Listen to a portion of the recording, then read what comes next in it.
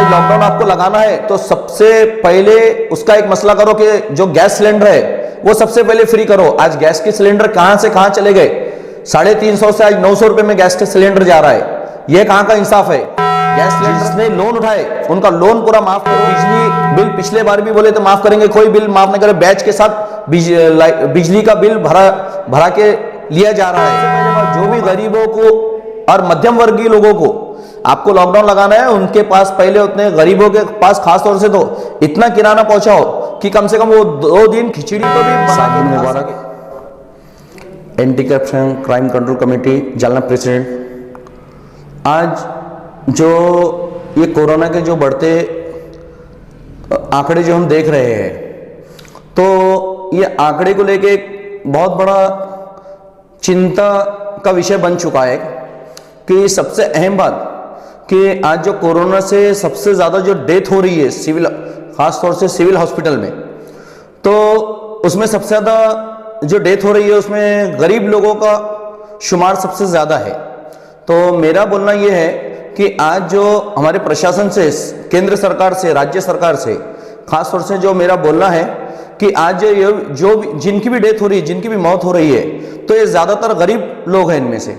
तो मेरा बोलना यह है कि ये गरीब लोगों तक अब प्रशासन का फर्ज बनता है कि इन लोगों पे जो भी मरने वाले हैं, जिनकी डेथ हो रही है, तो उनके घर वालों का ख्याल करते हुए उन्हें कुछ ना कुछ उसका मुआवजा देना चाहिए, उनको मदद पहुंचानी चाहिए। आज वो कोई गरीब की डेथ होती है, उसके घर में कौन है कमाने वाला, उसके आगे पीछे कौन है, उसके बच्चे हैं, उसके माँ बाप है, जो भी है, तो उनका ख्याल रखने वाला कौन है। तो आज हमारा बोलना यह है कि आज प्रशासन का और सरकार का सबसे अहम मसला है। आज ये 1 साल से जो चल रहा है, कई गरीब लोग आज उनकी डेथ हो चुकी है, लेकिन उनके घर वालों का क्या हाल है। तो प्रशासन का काम है कि अब ये कोरोना के साथ साथ उन गरीबों को भी मदद पहुंचानी चाहिए, और मदद वैसी नहीं पहुंचानी चाहिए कि खाली आश्वासन के जरिए, उनको बाज़ाब्ता। जैसा आज मैंने देखा कि परसों एक डेथ हो गई थी, वो कोरोना का दिखाया गया था कि कोरोना पॉजिटिव है, और उनकी जब उनको दफनाया जा रहा था तो वहाँ कुछ लोग जो सिविल हॉस्पिटल के जिम्मेदार माने जा रहे हैं, तो वो पीपीई किट जो पहन के उनको वहाँ खड़ा किया गया वो डेथ के सामने, और उसकी फोटो ली गई। तो ये फोटो लेने का कारण क्या है? ये फोटो किसको दिखाई जा रही है? जो जिनके घर में डेथ हो गई उनको तो कोई फोटो नहीं दी गई, तो ये फोटो कहाँ जा रही है? ये सबसे बड़ा एक मसला है कि अगरचे समझो ये फोटो लेना कंपलसरी हो गया है, तो इसकी वजह क्या है?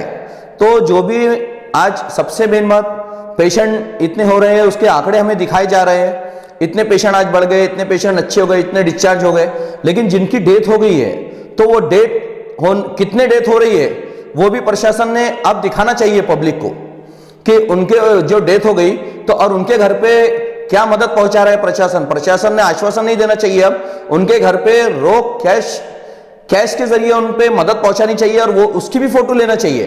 वो भी एक जिम्मेदारी का काम है कि जनता को भी समझना चाहिए कि प्रशासन मदद कर रहा है, क्योंकि गरीब लोगों का जो हाल हो रहा है, सबसे ज्यादा जो बुरा हाल है आज, तो वो मध्यम वर्गीय लोग हैं, जैसे जिनके होटल्स है, जिनके कुछ कारोबार है, जिनके पास कुछ ड्राइवर काम करते हैं, तो मध्यम वर्गीय लोगों का आज जो और 15 दिन बढ़ाया जा चुका है कि ऐसे यही लागू रहेगा, होटल्स बंद वगैरह।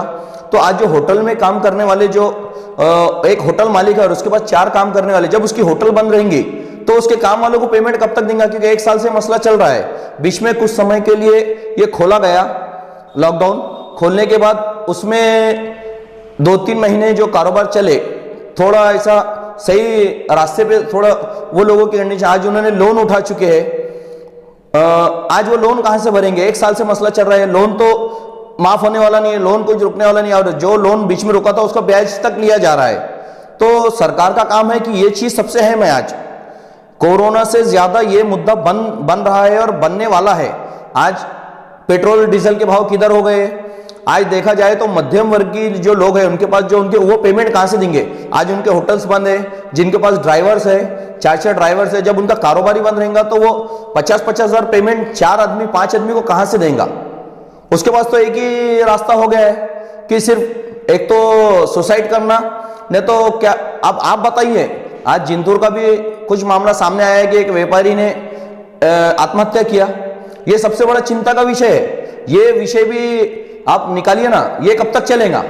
आज जो जिंतूर के जो व्यापारी की आत्महत्या उसने किया है, उसके कारोबार से हद तक किया है कि आज उन्हें 1 साल से कोरोना का चल रहा है।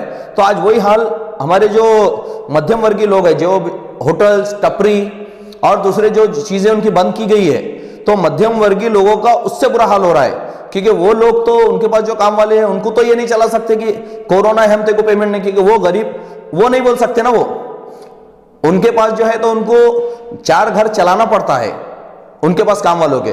और सबसे एक अहम मसला जो अभी देखने को आया है कि आज जो ट्रेन का जो मामला है, ट्रेन में आज रिजर्वेशन के जरिए सीटें हो गई। चलो ठीक है, क्यों कि बोले सोशल डिस्टेंस का पालन भी करना जरूरी है, ठीक है, बहुत अच्छी बात है। तो ट्रेन में जो अब जालना से परभनी जो ट्रेन निकलती है, पैसेंजर निकलती थी पहले, तो कई गरीब बीच के सेलो, परतूर, मानवत, कई लोग ऐसे जो गरीब जो किसान लोग हैं या गरीब तबके के जो रोज कमाने खाने वाले, तो वो 20 रुपए में वहां से जालना के लिए आते थे या औरंगाबाद के लिए आते थे। तो आज उनके लिए वो जगह बंद कर दी गई है। ये सबसे बड़ा विषय है, ये हमें समझना चाहिए। तो उसको जो बंद किया गया है, और वही चीज बसेस चालू है, तो ये कानून कौन सा है ऐसा कि बसेस के लिए सोशल डिस्टेंस का पालन नहीं? ये वजह क्या है? तो अगरचे आपको ट्रेन में रिजर्वेशन का, तो आप ट्रेनें बढ़ाइए, पैसेंजर चालू करिए और वहां पुलिस प्रोटेक्शन बढ़ाइए। उसमें जो है सोशल डिस्टेंस का पालन करने के आप करिए ना। आपने लॉकडाउन में इतने अच्छे से पालन करवाए ना डिपार्टमेंट से, तो वैसा ट्रेनों में भी करवाइए ना। लेकिन गरीब जो आज 20 रुपए में आ रहा था, तो 100 रुपए उसको खर्चा आ रहा है, वो कहां से आएगा? नहीं आ सकता है बस से। तो आज पेट्रोल डीजल के भाव 100 रुपए के लगभग हो चुके हैं, और आज बताया जा रहा है कि 5 लोगों के ऊपर कई जमा नहीं होने, ठीक है ना। तो ये ऐसा रहा, ठीक है, हम आंदोलन नहीं कर सकते। तो आज हर नागरिक का, हर हमारे जनता का फर्ज है कि जितना हो गया ग्रुप के जरिए जनता को जागरूक कीजिए कि आज ये पेट्रोल डीजल के भी भाव जो बढ़ चुके हैं, आज खाने का तेल महंगा। जो गरीब 7,000 8,000 रुपए महीने से नौकरी करता है, उसके 2 बच्चे रहते हैं, उसका घर किराए का रहता है, तो आज महंगाई की वजह से उन्हें कैसे जिएगा? इसका भी सरकार ये देखिए, सरकार को सबसे बड़ा मुद्दा आज ये इस चीज पे ध्यान देने का काम है कि आज जो केंद्र सरकार हो, राज्य सरकार हो, चलो बहुत अच्छी बात है कि आप ये चीज का मसला ले रहे हैं। ये महंगाई की तरफ भी देखिए ना, आज ये कोरोना के जो नाम के आगे बाकी सब चीजें बंद हो चुकी है, महंगाई की तरफ कोई देख रहा है क्या? ये भी तो सरकार का सबसे बड़ा फर्ज है। और सबसे अहम मसला जो है, तो पेट्रोल डीजल के भाव से हर चीज का नुकसान हो चुका है, महंगाई बढ़ चुकी है। और पिछले साल हम देख चुके हैं कि कई किसानों ने अंगूर के लिए 10-10, 20-20 लाख रुपया खर्चा किया था। उन्होंने बागाती करे, कैसे कैसे उन्होंने कर्ज उठा के उन्होंने बगीचे तैयार किए। पिछले साल मार्च महीने में कोरोना आने की वजह से कई किसानों ने अंगूर फ्री में सब बांट दिए। तो आज ये 20-20 लाख रुपए जो किसान का जो नुकसान हो चुका है, तो इसका हर्जाना सरकार कब भरेंगे? किसानों का सबसे बड़ा मुद्दा है हमारे महाराष्ट्र में भी खास तौर से, क्या लाखों से रुपया जो किसानों ने लगाए हैं अंगूर के बगीचों में, तो उसका क्या है? तो सरकार का काम है जो कोरोना जो पॉजिटिव से जिनकी डेथ हो रही है, तो उनके गरीबों के लिए सबसे अहम मसला ये है कि उन जो जिनकी भी मौत हो रही है, तो उनको भी कुछ मदद पहुंचाई जाए। और मदद ऐसा आश्वासन के जरिए नहीं, जैसे डेथ होती है तो उनका गरीबों का ख्याल करते हैं, उनके घर पे जो भी उनके जो जिम्मेदार है, उनकी बीवी है, उनकी माँ है, उनके बच्चे हैं, उनको कैश के जरिए उनको दी जाए। और आज जो सबसे बड़ा जो लॉकडाउन की जो दहशत निर्माण की जा रही है कि आज लॉकडाउन आपको लगाना है, तो सबसे पहले उसका एक मसला करो कि जो गैस सिलेंडर है वो सबसे पहले फ्री करो। आज गैस के सिलेंडर कहां से कहां चले गए, 350 से आज 900 रुपए में गैस का सिलेंडर जा रहा है। यह कहां का इंसाफ है? गैस सिलेंडर फ्री करो, जिसने लोन उठाए उनका लोन पूरा माफ करो। लाइट के बिजली बिल पिछले बार भी बोले तो माफ करेंगे, कोई बिल माफ नहीं करे, बैच के साथ बिजली का बिल भरा के लिया जा रहा है वो माफ करो। और सबसे पहले बात, जो भी गरीबों को और मध्यम वर्गीय लोगों को आपको लॉकडाउन लगाना है, उनके पास पहले उतने गरीबों के पास खास तौर से तो इतना किराना पहुंचाओ कि कम से कम वो 2 दिन खिचड़ी तो भी बना के खा सके। खाली लॉकडाउन से मसला हल नहीं होने वाला, आप सुविधा कीजिए। और पिछले साल जो किसानों ने जो नुकसान उठाए हैं लाखों से रुपये का, जो अंगूर के बगीचे खराब हो गए, दूसरे माले खराब हो गए लॉकडाउन से, उसका पहले हर्जाना दीजिए। आज जो सिविल हॉस्पिटल में जो बताया जा रहा है कि हम ये सुविधा करें वो सुविधा करें, आज पीपीई किट के लिए कितना पैसा, आज हर चीज का हिसाब होना चाहिए और हिसाब जनता के सामने लाइए, क्योंकि जनता से सब कुछ है। और जनता को आप अगरचे ये चीज का नहीं अगरचे पहुंचा सकते तो बाकी दूसरे कोई अधिकार जताने से पहले सोचिए आप। और उसमें जो आज सबसे बड़ा मसला हो चुका है कि आज सिविल में जिनकी डेथ हो रही है, खास तौर से बार बार बोल रहा हूं कि उनको पहले सबसे पहले कैश जितना होगा 2 लाख 5 लाख रुपए की मदद कीजिए कि आज उनके घर पे उनके जो डेथ हो गई उसके बाद तो कोई वापस आने वाला नहीं है, उनके बच्चे छोटे रहेंगे, वो क्या करेंगे। और रही बात आज भिखारी जो आज मजबूत हो चुके, आज तो ऐसा बोलना है कि हम लोगों जनता से भिखारी ताकतवर हो चुका है, क्योंकि भिखारी को कोरोना कभी नहीं हो रहा है, ना सोशल डिस्टेंस है, ना उसके पास मास्क है, ना उसके पास सैनिटाइजर है। अगरचे आप बोलते हैं सैनिटाइजर मास्क इस्तेमाल करने से अगरचे कोरोना नहीं होता, तो फिर भिखारी को क्यों नहीं हो रहा? जो यूज कर रहा है उसे ही कोरोना हो रहा है क्या? और सबसे बड़ा मसला बार बार हम बोल रहे हैं प्रशासन से, आज हमारे देश में और खासतौर से हमारे महाराष्ट्र में जालना में इतना भ्रष्टाचार हुआ है, वो भ्रष्टाचार से जिलाधिकारी से रविंद्र बिनोड़े जी से मेरी एक रिक्वेस्ट है कि आज जमीनों के मामले में कई भ्रष्टाचार के मामले पेपर में आए उस पर कोई कार्रवाई कीजिए कि कोरोना का तो ये चलता रहेगा लेकिन उस पर भी कार्रवाई कीजिए। ये जो कोरोना के आड़ में भ्रष्टाचार का मुद्दा पूरा बंद हो चुका है, तो सबसे बड़ा मुद्दा भ्रष्टाचार का भी है। भ्रष्टाचार जब एक ओपन होगा तो जब उस पर कार्रवाई होगी ना कहीं ब्रेक होगा। और जो खास तौर से जो कोरोना का जितना भी समझो डेथ हो रही है उसकी पूरी मालूमात, कहां के लोग बेचारे मर रहे हैं उसकी भी डिटेल्स आप पब्लिक तक पहुंचाइए ना। जैसा कोरोना के रुग्ण बताया जा रहा है कि आज इतनी संख्या हो गई, इतनी संख्या हो गई, तो वो भी बताइए ना, डेथ किसकी हो गई, कहां का था, क्या काम करता था, ये सब बताइए ना, पूरी तफसील जनता के सामने लाइए। और आज हमारे पूरे महाराष्ट्र में सबसे ज्यादा अगरचे जिस दिन हमारे सुनील केंद्रेकर सर जो कमिश्नर है, हमें इन पे गर्व है कि ऐसे अधिकारी, तुकाराम मुंडे जैसे अधिकारी जब हमारे खास तौर से महाराष्ट्र में जब आ जाएंगे तो हमको पूरी उम्मीद है कि हमारे महाराष्ट्र से भ्रष्टाचार नाम का लफ्ज खत्म हो जाएगा हमेशा। आज देखिए, आज हर दिन पेपर में कैसी कैसी बातें आती है, इस पे ट्रैप हुआ, उस पे ट्रैप हुआ, तो इन पे जिलाधिकारी सर से खास तौर से रिक्वेस्ट है कि ये चीजों पे भी ध्यान दीजिए। आप कोरोना पे ध्यान दे रहे, बहुत अच्छी बात है, लेकिन कोरोना के साथ मरने वालों पे भी ध्यान दीजिए, उनको मदद पहुंचाइए और कैश के जरिए, और वो भी पूरा फोटो सेशन कीजिए। जैसा आज खबरस्तान में फोटो ली जाती है, डेथ होने वाले के पास 2 पीपीई किट के लोग खड़े हुए, उसकी फोटो, वो फोटो कहां दी जा रही है, वो भी हमें उसका जवाब चाहिए। आखिर ये जो चल रहा है ये सबसे बड़ा मुद्दा है। और खासतौर से आज हम देख रहे हैं महाराष्ट्र में क्या क्या भ्रष्टाचार हुआ, तो ये भ्रष्टाचार जानने के मामले में भी काफी हो चुका है। तो इसके बारे में जिलाधिकारी सर से खास तौर से गुजारिश है कि ये भी मामला लाइए। ये सबसे भ्रष्टाचार भी सबसे बड़ा कोरोना है हमारे देश में। आज ये भ्रष्टाचार खत्म हो जाएगा तो सबसे जो गरीब लोग हैं, जो मध्यम वर्गीय लोग हैं, इनको इंसाफ मिलेगा।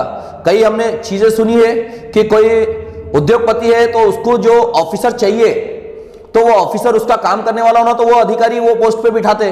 तो ये जो चल रहा है, तो सरकार से बार बार हमारी रिक्वेस्ट है कि मध्यम वर्गीय लोगों का खासतौर से ध्यान देखिए। जो होटल्स जो अभी बंद है, टपरी बंद है, तो इनके तरफ खासतौर से आज बड़े बड़े उद्योग चालू है, फैक्ट्रीज चालू है, क्या वहां 5 ही लोग काम करते हैं? आज बड़े बड़े ऑफिसेस में क्या 5 ही लोग काम करते हैं? बाकी दूसरे सब बंद कर रहे हैं, लेकिन जो आज बड़ी बड़ी कंपनियां हैं वहां कम से कम 200-300 मजदूर काम करते हैं। आज वो पेट भर रहे हैं, हमको खुशी है, लेकिन वैसा ही इंसाफ फिर होटल वालों के साथ भी कीजिए ना। तो मेरा बोलना यह, और महंगाई पे खास तौर से पेट्रोल, आज लोग आंदोलन नहीं कर सकते, आज कोरोना का हमको पालन मतलब सोशल डिस्टेंस का पालन करना है, जिलाधिकारी के ऑर्डर को हमें हर चीज का पालन करना है। तो इसका यह मतलब नहीं कि आप महंगाई भी किधर लेके जा रहे, केंद्र सरकार को बोलिए, राज्य सरकार को बोलिए, खाली कोरोना मुद्दे का हल नहीं है, दूसरे भी मुद्दे के बहुत से हल है। महंगाई सबसे पहले कम करिए, और खास तौर से जो किसान लोगों का जो बुरा हाल चल रहा है, जिनके बड़े बड़े बगीचे, आज वो खर्चा बाजारी लोन उठा के कई लोग आत्महत्या कर रहे हैं, उस पर भी ध्यान दीजिए। जो पिछले साल जिनका नुकसान हुआ, तो सबसे ज्यादा जिलाधिकारी सर से मेरा बोलना है कि उसके पंचनामे कीजिए, कौन से बगीचे का कितना 20 लाख हुआ, आज 20 रुपए भी उनको पहुंचाए नहीं गए, ये कहां का इंसाफ है। तो मेरा बोलना यही है कि राज्य सरकार को और केंद्र सरकार को भी, कि कोरोना खाली महाराष्ट्र में नहीं है, हमारे पूरे देश में कोरोना है। आज जो इम्तियाज जलील साहब ने, अफसर खान साहब ने, हर्षवर्धन यादव जी ने जो आम जनता के लिए जो आवाज उठाए, हमें इन पे गर्व है। और ऐसे ही नेता हमारे देश को जरूरत है। और खास तौर से हमारे जो जिलाधिकारी रह चुके हैं जालना में, बाद में उनका तबादला किया गया, यहां से तुकाराम मुंडे जैसे अधिकारी की हमको सख्त से सख्त पूरे महाराष्ट्र में जरूरत है। और जितने भ्रष्टाचारी लोग हैं, तो इन पे भी कार्रवाई कीजिए, चाहे वो कोई भी डिपार्टमेंट से ताल्लुक रखते हो। तो यही बोल के मैं अपने 2 शब्द खत्म करता हूं। और राज्य सरकार, केंद्र सरकार जो जो लॉकडाउन का जो नीति बना रहे हैं, मतलब अच्छी, उनके हद तक ठीक है, पता है, सब बातें हैं जनता के लिए, उन पहले सुविधा कीजिए उतनी, मध्यम वर्गीय लोगों के लिए, गरीब लोगों के लिए उतनी सुविधा पहुंचाइए। फिर आपको लॉकडाउन का डिसीजन के बारे में क्या सोचना है सोचिए फिर। लेकिन सबसे बड़ा मुद्दा जो है, ये भ्रष्टाचार का भी बहुत बड़ा मुद्दा है। कोरोना से बड़ा मुद्दा भ्रष्टाचार का भी है, जो भ्रष्टाचार हो रहा है। और सिविल हॉस्पिटल में खास तौर से जितने लोगों की डेथ हो जा रही है, वो लिस्ट पूरी जनता के सामने लाइए कि कहां का पेशेंट की डेथ हो गई, कहां रहता था, और इसको क्या मदद पहुंचाई जा रही है। खाली उनको डेथ हो गई, उनको बस उनका अंतिम संस्कार किया जा रहा है, उससे मामला नहीं जमेगा। उसके घर वालों का भी हाल देखिए। सरकार से मेरी रिक्वेस्ट है, और इस चीज पे सबसे ज्यादा ध्यान दीजिए। जय हिंद, जय महाराष्ट्र। आप देख रहे हैं ग्लोबल न्यूज जालना। हम दिखाएंगे आपको देश दुनिया की, राजनीति की, खेल की, क्राइम और मनोरंजन की सभी छोटी बड़ी खबरें। ग्लोबल न्यूज जालना, सच्चाई की तलाश हम दिखाएंगे।